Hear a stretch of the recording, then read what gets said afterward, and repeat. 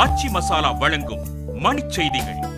இணைந்து வழங்குபவர்கள் அரசன் சோ மற்றும் வெல்டெக் சூட் அண்ட் தோத்தீஸ்.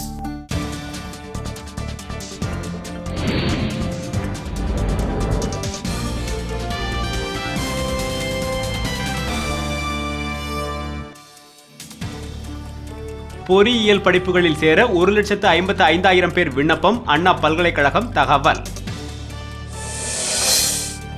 நிலக்கரி, மின்சாரம், தொடர்வண்டி உள்ளிட்ட முக்கிய துறைகளின் அமைச்சர்களுடன் பிரதமர் திடீர் ஆலோசனை.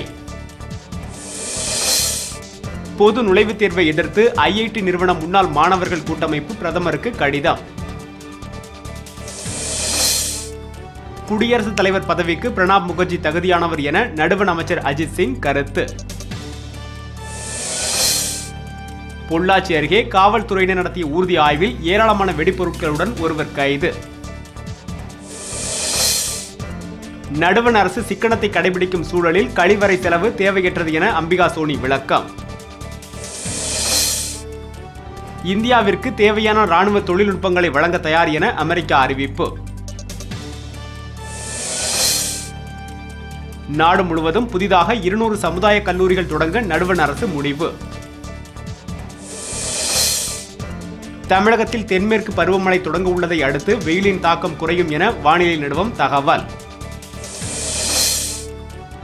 ஆப்கானிஸ்தானின் கந்தகாரில் நடைபெற்ற 2 தற்கொலைப்படை தாக்குதல்களில் 21 பேர் உடல் சிதறி உயிரிழப்பு.